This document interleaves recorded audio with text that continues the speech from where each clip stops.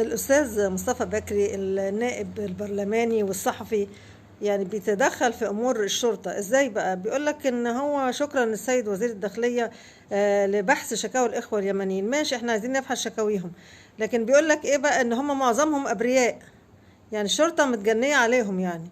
بعدين بيقولك طالبوا بتصفية موضوع ما يسمى بتجارة العملة. طب هو حضرته كبرلماني مش عارف إن تجارة العملة دي حاجة غير مشروعة؟ ولا هي تجارة العملة لما يبقى واحد مصري نجيبه من قفاه ونطلع عين اللي خلفوه عشان يبقى كده نسميها تجارة عملة؟ كان يبقى واحد يمني زي ما هو عايز، او واحد من اللاجئين اللي هم بيحبوهم هنا في مصر، ده يبقى عادي. ده بيقول لك ان دول بيبقى واخدينهم للاكل والشرب. طب ما اي بني ادم معاه فلوس للاكل والشرب برضه، وفي حد بياخد الفلوس يعني بيقزقز بيها لب وهو ماشي في السكة؟ وبعدين حاجة تانية أقول لك إيه، اليمنيين أشقائنا، والسودانيين أشقائنا، والسوريين أشقائنا، والليبيين أشقائنا، والعراقيين أشقائنا، والفلسطينيين أشقائهم.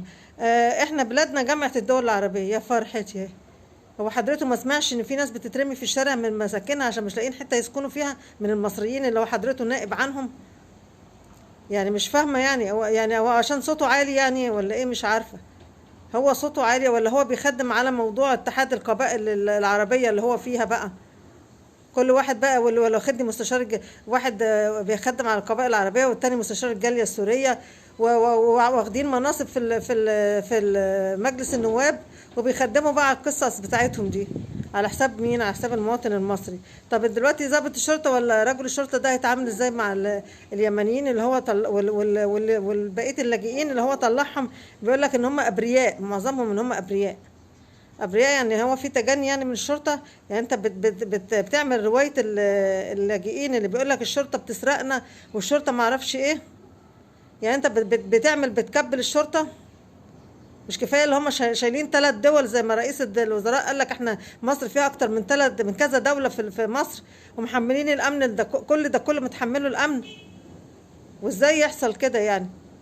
لو في حد مخالف يعني بيقول لك كذا حاله كده هم ابرياء، يعني ايه كذا حاله؟ يعني ايه؟ يعني هم احنا زي ما قالوا بقى اليمنيين ان هم الشرطه مستقصده اليمنيين؟ لا، وغير كده عايز ايه؟ اقامتهم تمتد عام عشان تتجدد. يعني إيه اللي احنا فيه ده؟ يعني حرام عليكم. هو الشعب ده ملوش حد؟ حتى البرلمانيين بيدافعوا عن اللاجئين؟ مفيش حد بيدافع عن الشعب المصري ده خالص. ايه اللي احنا فيه؟ يقول لك تعليمات رئاسيه وتعليمات ما اعرفش ايه. هو احنا انتخبنا يعني احنا الناس اللي انتخبت سياده الرئيس انتخبته مش عشان مصالح الشعب المصري؟ ولا ايه؟ ولا المسؤوليه دي كانت متحمله عشان مين يعني؟ عشان اللاجئين؟ جمهوريه اللاجئين؟